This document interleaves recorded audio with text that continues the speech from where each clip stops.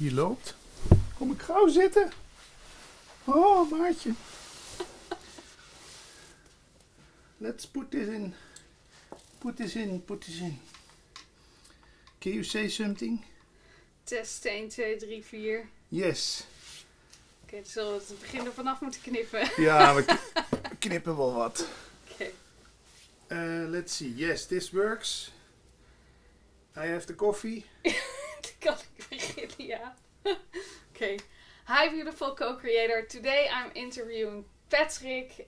He's a radio DJ, a writer. You are the podcast king of the Netherlands.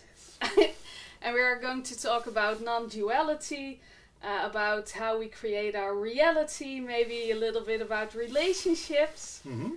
And yeah, we hope we can give you some valuable insights about this topic. Yeah. Yeah, so okay, your YouTube channel is all about non-duality. That's how it started, yes. That's how it started, Yeah. okay. Let's say 10 years ago, I met this guy from Holland, Paul Smith is his name.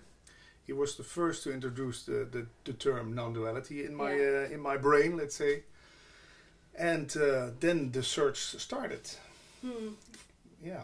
But do you see non-duality as a search or as something that's already inside of you? Of course it's already inside of you, but immediately you get a taste of it. Yeah. And then this is my, programming. I want to speak to everyone and everything that is also in love with this subject. So then that's what I mean by search. It's a good question because you already found something that you thought you were missing. Yeah. But like a confirmation, I went searching around the planet for people who talk about this. Yeah. So I think non-duality for for the people who follow my channel is maybe a little bit new. Okay. So can you elaborate on what it means? Because I think there are a lot of misunderstandings about the topic. Yeah, there are a lot of ways about talking about it. Yeah. The way I see it, it's all about being. Yeah. So the being that you are is not affected by all of this. That doesn't mean that it's worthless what we're seeing here, but you can like zoom out of all this stuff, and you become an observer, and you can see how maybe I don't want to talk in absolute truths how this works here. And are you also observing yourself? Or are you creating from your own point of view or a little bit above your own point of view? Do you understand what I mean? Yeah, I understand your question. I think there are different phases. So first of all, I was very involved in the drama of life. Yeah. so someone yelled at me at the traffic light and I went like, ugh! And it was all day I went like this. So it was not 5 minutes. No, in the evening I was still thinking about paying him back, or who was this person, searching for him on social media. So I really went into the drama of life. And then this philosophy from India comes. They call it Advaita Vedanta. We call it non-duality or Advaita. And that tells me that, hey, wait a second, you are just only involved with the person. Yeah. There's much more to you than only the person. Yeah. Because the person wants revenge, and the person thinks it can be hurt. You said something to me that hurts me, and so you get more like you into the consciousness which observes the person. Yeah, exactly. Okay, cool. And I see it pretty much the same way. It's more about the dynamics instead of the person. I think the ego is a different word. Yeah. Okay, so, and do you use these spiritual principles purely for inner peace and feeling good, or understanding reality, or also to create your success, create your life, create your relationships? I think so, because while only living in the person, as I said before, the person gets threatened. The person thinks in terms of shortages. The person always needs something. Yeah. The person also sees other persons.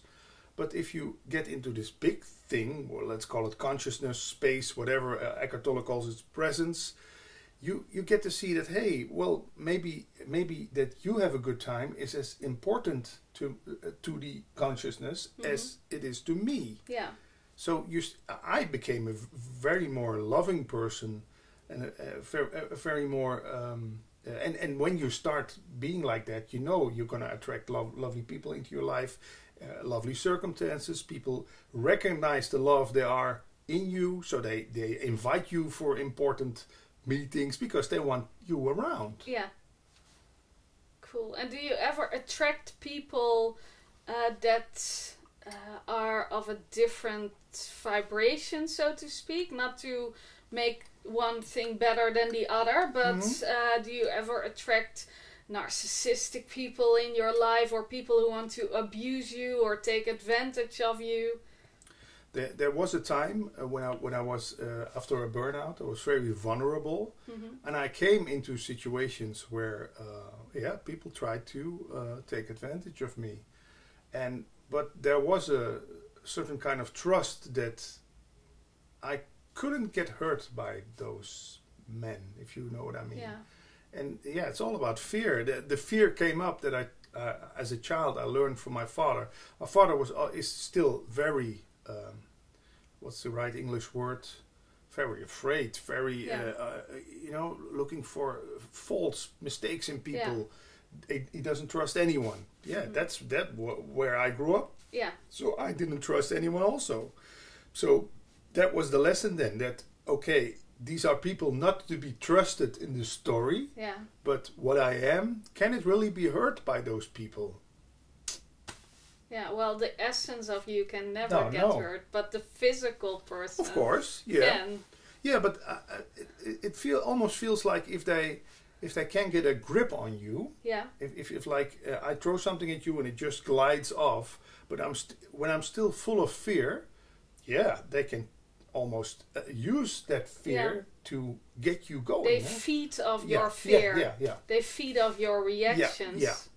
Yeah. So that was a test for me, and I think I passed the test. Yeah. Yeah.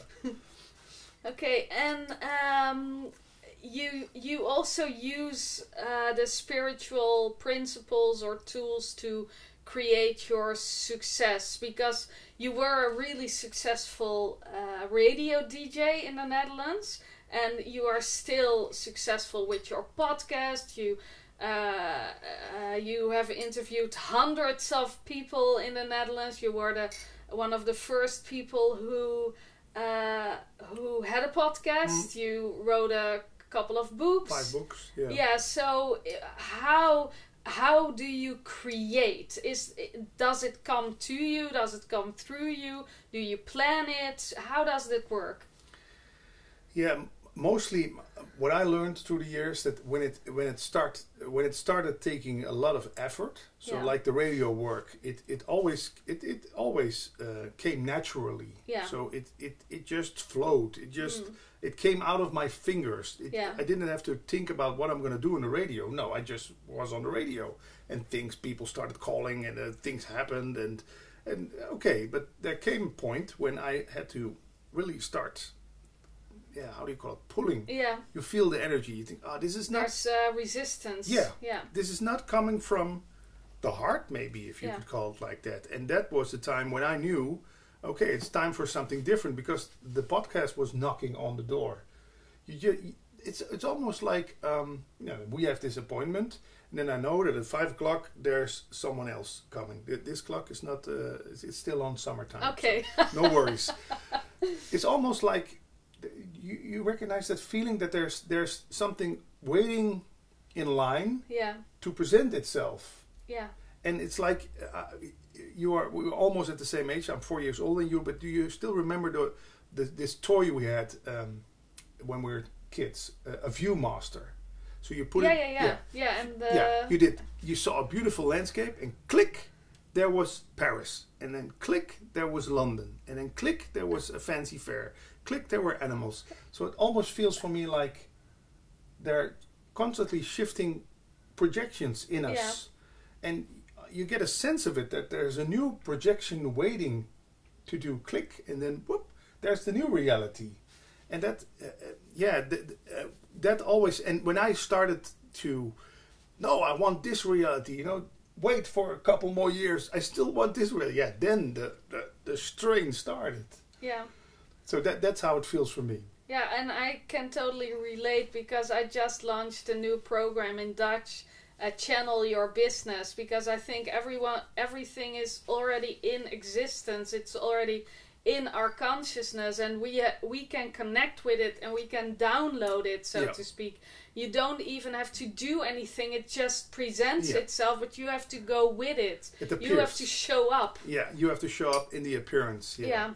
Okay, but now it sounds kind of like, okay, you had your DJ work, and then you started your podcast, but you had a pretty severe burnout in between, right? Yeah. It wasn't like, you felt, okay, this isn't working anymore, I'm going to do something different there. It was a little bit more wobbly. Yeah, of course, it never goes like click, and then maybe click. now, because you know. Yeah, but then the resistance, that gave me the burnout. The resistance to what was already becoming. Yeah. I still, for the name and the fame and the money and the girls, and you can name everything that comes in the radio business. I wanted to hold on to that. Yeah. But now when people ask me, why aren't you so much on the radio, I say I was needed somewhere else. Yeah. So if you look, I always sometimes say the universe is like one big employment agency, which hires people, which needs people in certain spots, in certain places, and it still gives me goosebumps when I think about it. So now I'm apparently needed in this, and not 20 kilometers from here in a radio studio. No, and if you look at that life also becomes very relaxing, because you just show up wherever you're needed. You're needed. Yeah, you don't even have to think about it. No, now I'm needed here, and now I'm needed there, and wow. And we make it so before we notice, we make it so difficult on ourselves, and still sometimes if we forget, we tend to work hard or put effort in it, while all we have to do is show up. Yeah, show up. Yeah. So how did your self-image change between then and now? How do you, because you saw yourself as, you tell how you saw yourself back then and how you see yourself now. How did that change? Yeah. Well, then I thought I was very important, because if you're on daily national radio and people start recognizing you and asking you for TV shows and wanting your autograph, the ego goes, woohoo! Yeah, I made it. I'm a star.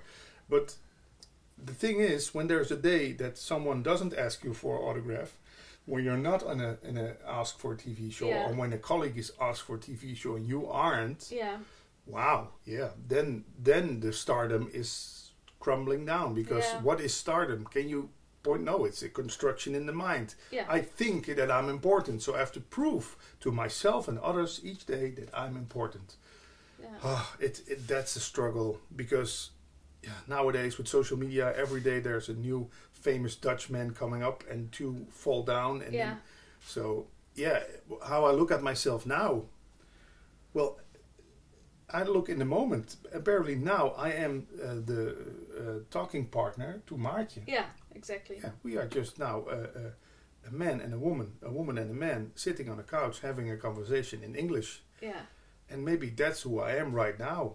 And when I go to the shop this evening, I'm a shopper, and then when I'm in the car, I'm a driver. So I'm really trying not to identify me too much with things from the past. Yeah, okay, I can call myself a podcaster, I could call myself a father, but I'm not a father. My daughter is not around here, so where's the fatherhood then? Yeah, but do you still identify with your physical self, or do you identify most of the time with that awareness that's bigger than your physical self? I experience that when I identify with my body, I immediately start complaining. Yeah. Because, I think this body is too fat, it's bald, it's getting older. I see a picture from me from 5 years ago when I still dyed my hair and when I still had hair. And when you still slept with your socks on in bed. I sleep with my socks on in bed.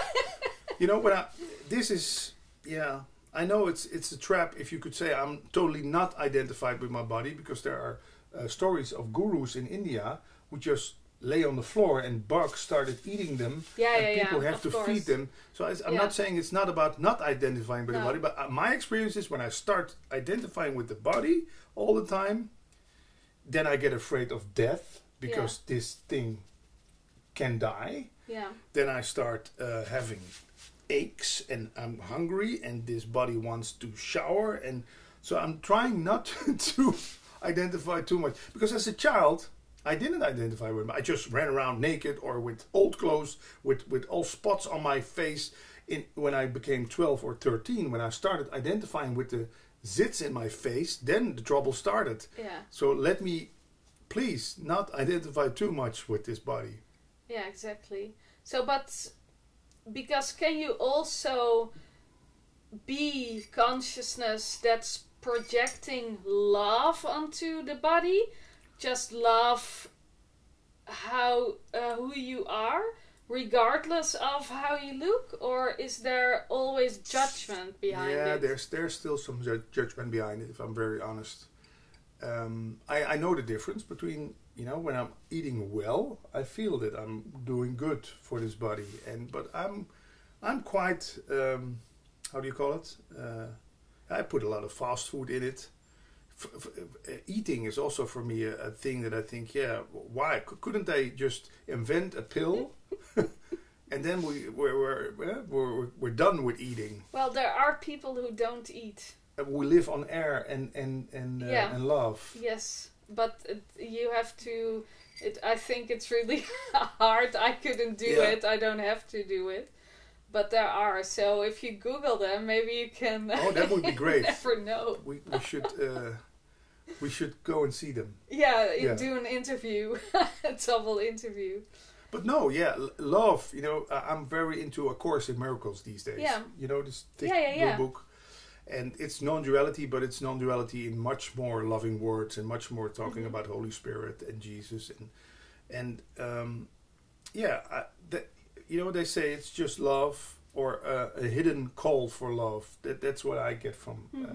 So of course I can be very loving to you and give you everything you need, but I should be loving to this body also. And there are times. But I don't think loving the body is necessarily in eating this or doing this or drinking this or looking this way. It's loving your body regardless. Yeah. And in times it works like that, but your problem is when you used to be a little bit famous. There's a lot of pictures of you going around on the internet and stuff. And then I'm in the news today because I said something on Twitter and they used a photo of 5 years ago. And then I start looking at that photo and think, man, what happened in those 60 months? That, if you put it, I gained some weight, all the things. But then the ego kicks in also with the complaints and the guilt. And I learned from some people in A Course in Miracles that use that as a tool, because there are still convictions that you are lazy, ugly, and that's some things that I started believing about myself when I was 13, 14 years old. Because then so I have a little struggle about identifying. The best place for me is still not identifying with the body at all. So, and if you talk about non-duality and spiritual principles, how do you view yourself, as in not the physical body, but using your talents, being open about who you are. Do you have any secrets, for example? Secrets? Yeah, things that no one knows about you. Or are you an open book? Mostly I'm an open book. Because I just see it as a story. The story called Patrick. Yeah. Yeah, so it's not too personal anymore. Also, when people start complaining about me, or I learned it from Osho, Bhagwan. Praise or blame, it's all the same. That I learned from him. I started looking at it. First, I was very eager for compliments. Yeah. But then at the other side, I was very afraid of criticism, because apparently that goes hand in hand. I needed those compliments, so when those criticisms, people started being critical, it affected me. Now I just see it for what you are. You think about me that I'm a good guy, thank you. You think about me that I'm a terrible guy, thank you also. Yeah, it's the same. Yeah. Praise or blame, it's all the same. It says something about the other person. Mostly it's projection, yeah. Let me put this a little bit in the back. And how do you then deal with social media? Because that's also a lot about ego, or do you use it for connection? How do you deal with social media? I can't say I use it 100% for connection. I try to use it because LinkedIn is a very good platform. We came in touch. A lot of people interviewed came in touch through LinkedIn. And on Instagram, I don't try to post pictures of myself. It just doesn't come up. I like quotes, passages from books, Rumi quotes. Facebook I use for humor, so things that make me laugh. And maybe Twitter I use for, sometimes I just like to, when everybody says A, I say, well, let's think about B. Can't B be also true? So I write a column about some things, and if a lot of people think that A is the truth, you come with B, they start attacking you or trying to attack you. Sometimes I can enjoy that. Yeah, I sense something that you like to stir the pot sometimes. Yeah. I'm a little once throw a stone into the lake and then start to see the ripples. Maybe it's something from my childhood. I don't know. I just enjoy having another vision. Yeah, and maybe also letting people think about stuff. Maybe that's behind it. And also, I must be honest. It's very easy to, if everyone says A, you say B, the journalists who see that think, hey, that's news. Because there's someone who doesn't say A. And maybe the main effect of that is that some people could look at it different. But it's also a little ego game, I must admit. That I like if the name Patrick Kicken is again in the newspapers like today. I don't know why. It's just I like it. Yeah, but it's a different thing if you like it from a level of consciousness or from a level of ego. You are creating yourself, so why not create yourself in the newspaper? Yeah, and it's such a strange thing. Last night I told you in our Dutch interview that I did with you, I had this sense at around 7 o'clock. Oh, this is going to be a terrible evening. So it became a terrible evening. You decided it would be a terrible evening. Okay, so it became a terrible evening. And suddenly I thought, well, and it's also about, when was the last time that you were in a newspaper? You don't exist anymore. People don't like you. They don't talk about you anymore. And really, Maartje, at 10:30 in the evening, I look at Twitter, and there is my article in the newspaper which says Patrick Kicken says this and this about that and that. Yeah, I think I read it this morning. I don't read newspapers, but my partner, he brought it on his phone. How strange it can be. I don't know. It's what you say, ask, and it will be given to you. Yeah, it's as simple as that. Yeah, and that was really an example. But today my ego could say, oh, so you have to be in the newspaper tomorrow again and tomorrow again.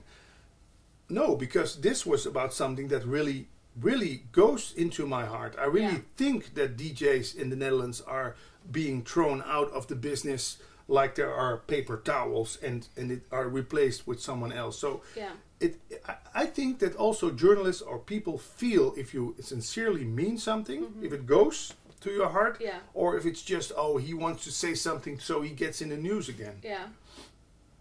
Hey, and what are your most radical beliefs?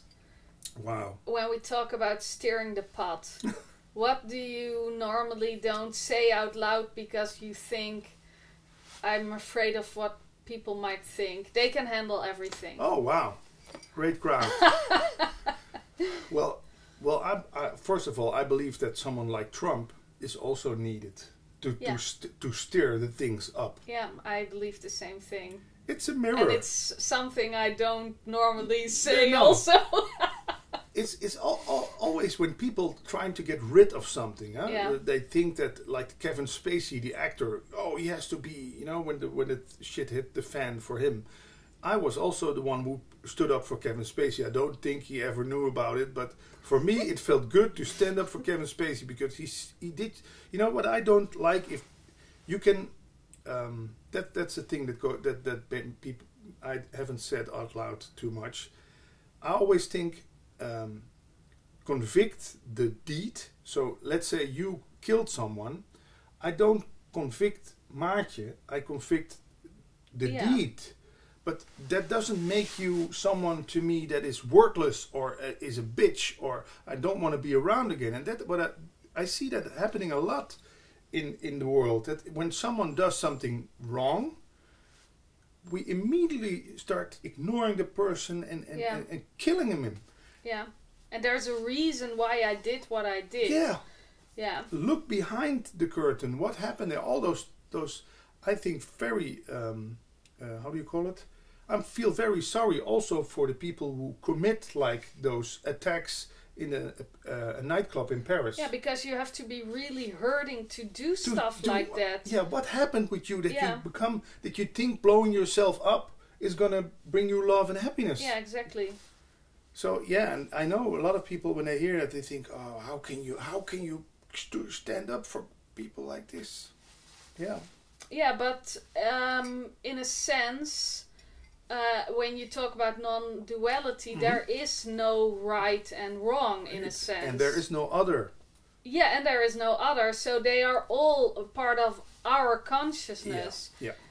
It's really funny because as soon as I started accepting people doing bad things, I hardly encounter people who do bad things. They just aren't really in my life anymore. And I think that's not a coincidence, it's just because I don't have any resistance. I don't attract these people. Yeah. It's so funny talking about Trump.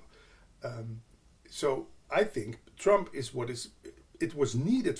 People wanted Trump, so there he was. Yeah. There was Trump, and then people start. Oh no! But you were also in the process of creating Trump as a president. Yeah, we all created him. Yeah, that's really funny. But these are things that people can not always understand yet. But that's okay. Yeah. I know, and it's the same with Hitler and all the Saddam Hussein but not my fault. Not I wasn't a part of it. No, you're also a part of it. Take your responsibility. And honestly, we all could have been Hitler in a past life, Of course. And I think in a sense we all have these parts in ourselves. Yeah, but we don't want to see them, and then we start projecting something outside of ourselves. Yeah.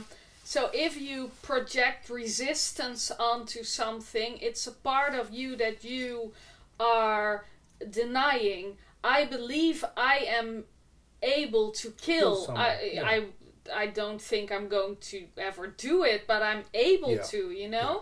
It's, When the Third World War would start, and we had one leaf of bread here, and we were all hungry for a week, I don't know if we were so...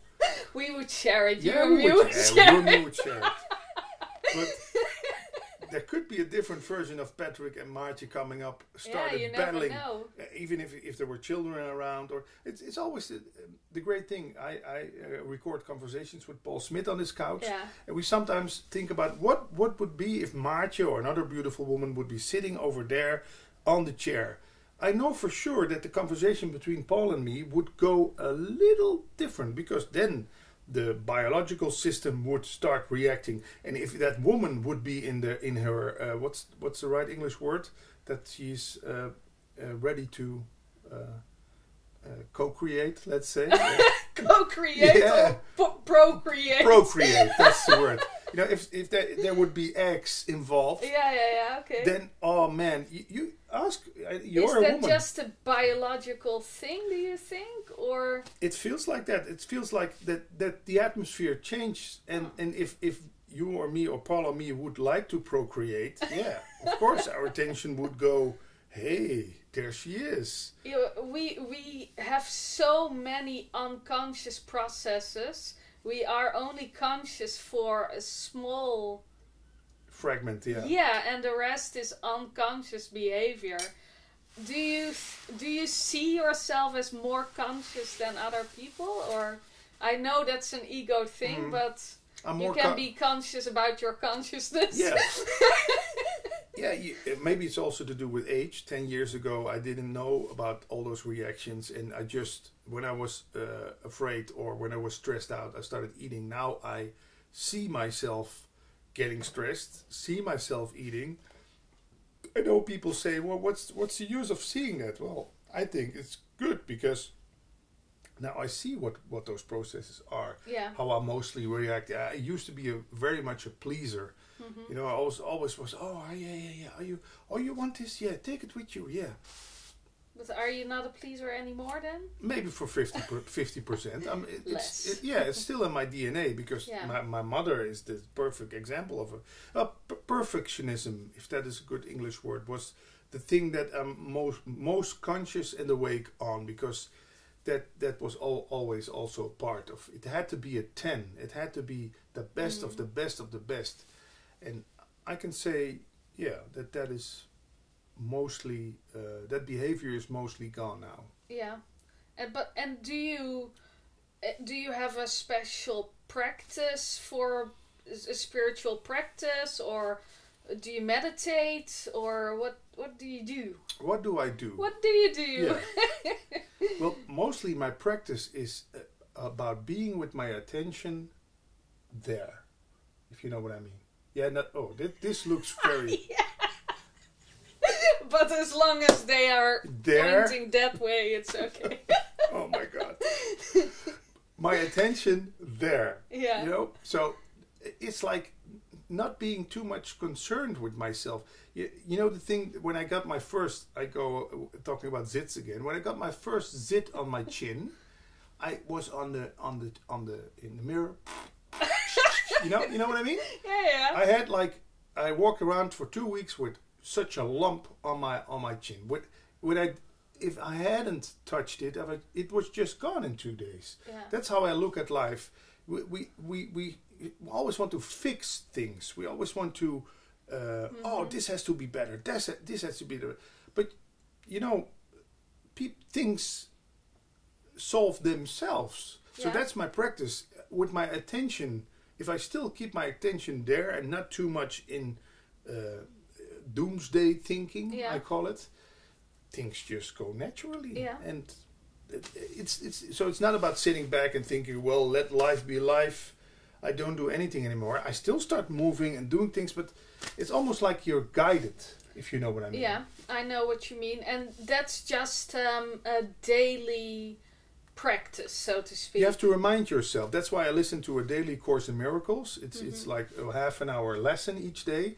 This thick book has 365 lessons, one for each day. And there's a guy, I don't know his name, I don't know where he lives, but he makes a 30-minute podcast each day in Dutch on a Course in Miracles. And I just start the day with the podcast, and he always reminds me of getting out of the way. Don't interfere with the plan. It almost, I know it sounds, for a lot of people, it sounds too magical. Don't interfere with the plan, but... Well, not for my clients. No, great. Great. Thanks.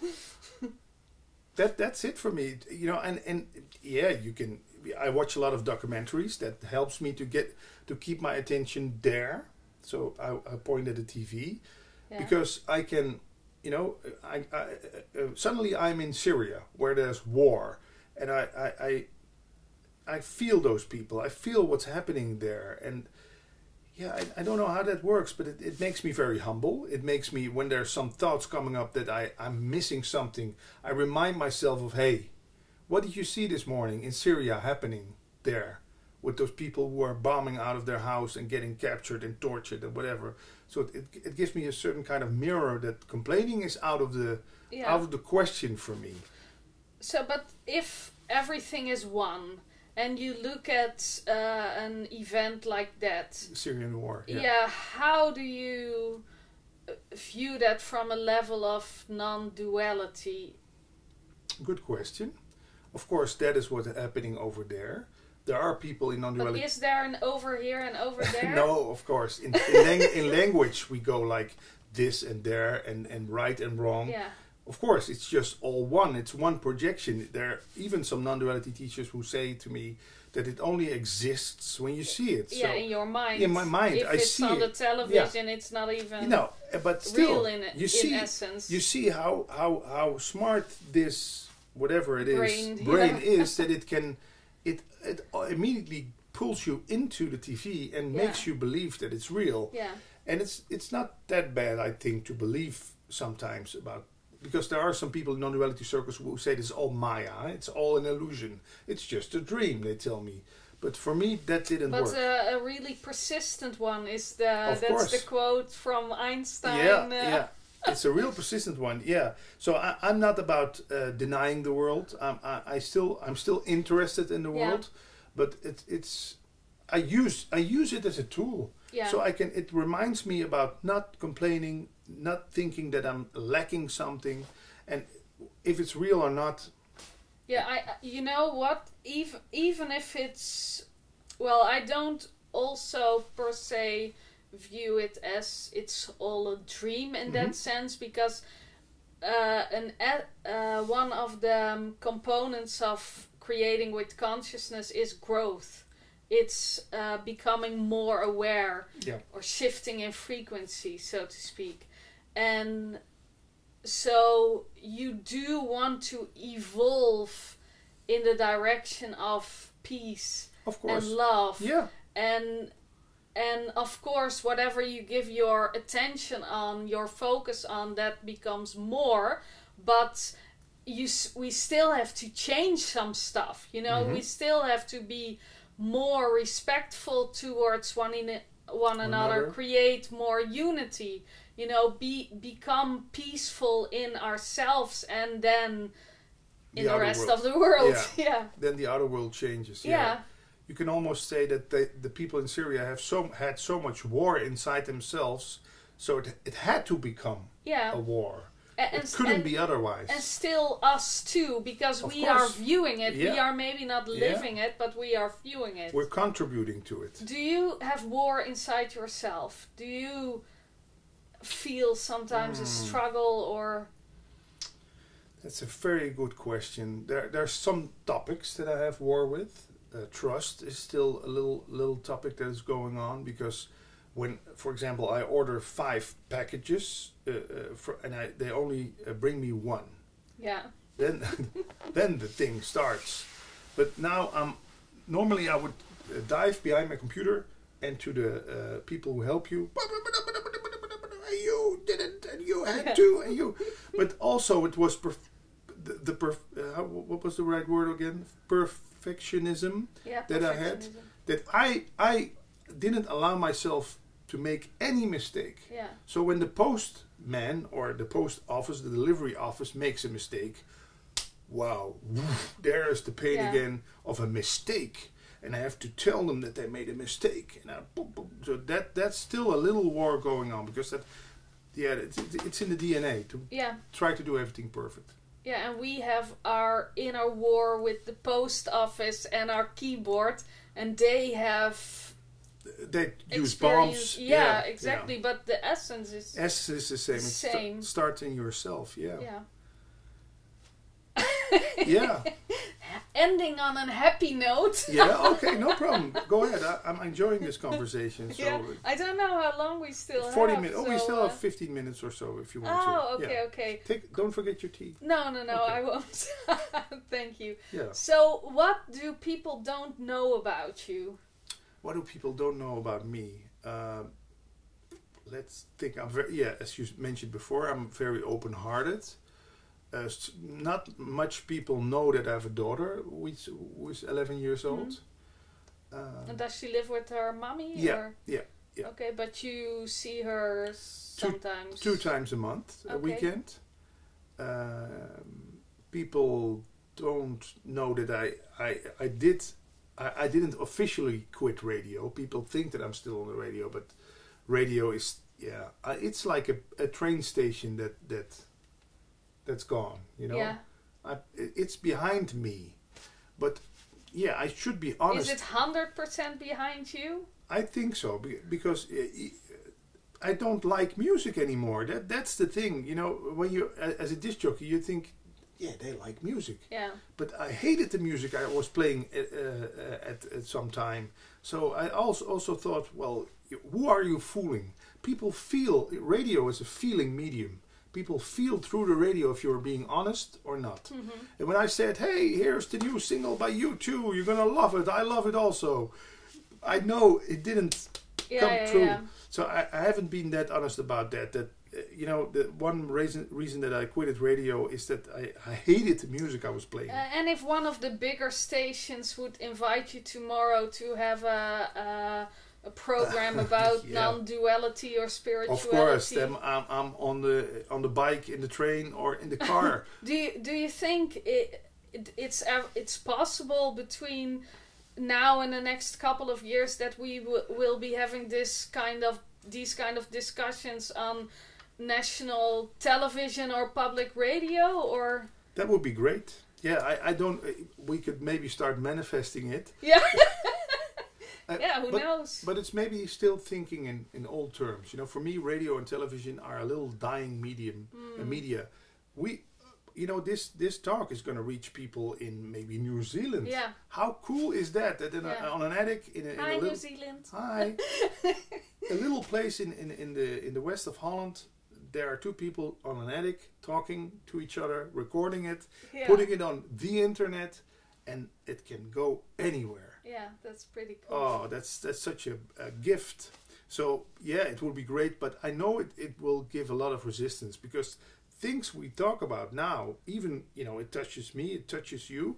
I can imagine that there are going to be some comments under this interview from people who get touched by this, but also touched on a place that that hurts a little bit. I don't or is confusing. Yeah, and then first of all the blaming starts. Oh, these people are crazy. What do they think? If the ego if your brain doesn't get something, it lashes out. Yeah. So that's the only thing that happens. It's just confusion, and the brain is lashing out. And nothing wrong with that. No, nothing wrong with. We are sometimes mad too, because we feel something. Yeah. And do you get a lot of criticism on your podcasts or your YouTube videos, or because sometimes I see YouTube as like, people, they throw on everything under your video. Sometimes I turn off the comments. I don't even want to know it. I can imagine. Mostly, you know, you have some non-duality hardliners. Then I start talking to someone who is like disabled and talks to me about his handicap, and they say, what does this have to do with non-duality?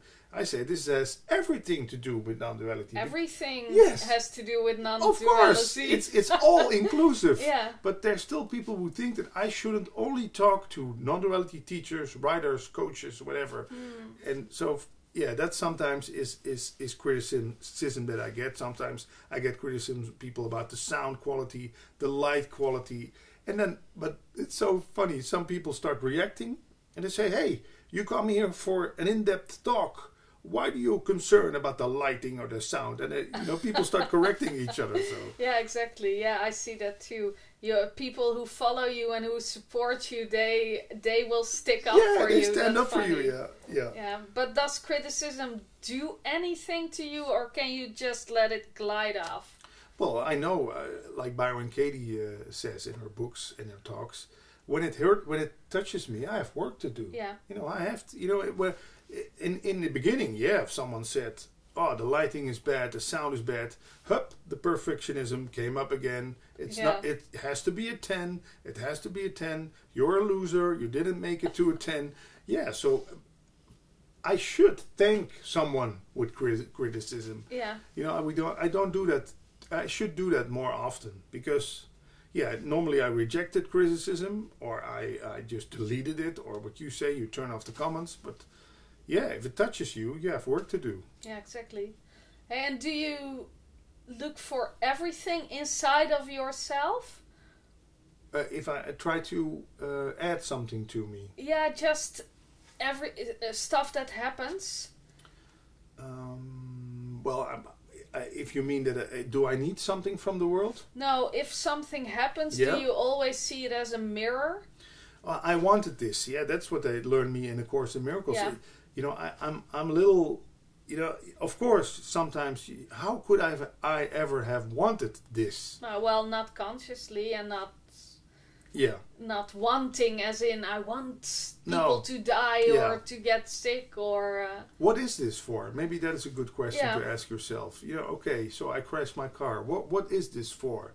Mostly when the one morning I went to let's say a seminar by Michael Pilarczyk. Maybe you know him. Yeah. And before I went there, I stumbled and I fell and my leg went like this. My knee is not that good anymore, and so I had a terrible falling accident on the room. I still went to the seminar, like walking with one step at a time. I thought, what is this for? The whole week I was yelling to myself and to everybody, to the universe. Oh, what a week, what a week, what a week. I need some rest. What am I planning? Oh, I have to go Saturday to see Michael Pilarczyk. There I had I had to take rest the next week because I couldn't walk anymore. So if you ask yourself the question, what is this for? Mostly you get your answer and you know why you needed it. Or you wanted it. You wanted rest. Yeah, I wanted rest. And you didn't do it yourself, so your body helped you. There I went, and you hear it from a lot of people who have those accidents. And you asked me in our previous interview what my plans are and desires and goals are for the future, and I was really vague about it. But what are your plans and goals and dreams? What's up next for you? Well, I'm trying to get a sabbatical in 2020. Trying to. Yeah, I know that's Are you hopeful? Yeah, I know that's not a good way. But let's say it like this. I'm feeling that there's, the one who's waiting in line is here. This one. This is Mr. Sabbatical, who's waiting for about half a year and who's always whispering in my ear, you should slow down a little bit because there are still, for example, my father is 70 years old. He used to be quite sick last year. Now he's getting a little better. So I always had the plan of buying a little vacation house where he could stay with my mother and I could visit them sometime so they can get some quality time together. But I know if I don't slow down with interviews, podcasts, writing books, I don't have the, mental space to manifest this. There's no space, no room. I have the money, but there's no room to manifest the vacation house. And I did try half a year ago to buy a house, but I almost knew that this is not gonna happen because it felt that it wasn't meant. Meant to be, but there was no room for it. Yeah. Because I was still, there's some other projection here in the Viewmaster. Yeah. So I'm seeing for myself 2020 the vacation house with my parents and. From that, some little activity, but it's been good. Cool. Okay, well, I want to thank you. Thank you for this interview. It was very insightful and fun also. Yeah, I think also, yeah. Okay. And thank you for watching. And see you next time. Bye bye. Bye, peoples. Hey, doe je dat goed, zeg? Hier kan je echt goed. Ja? Ja, vind ik wel. Ja, je houdt het lekker de vaart erin.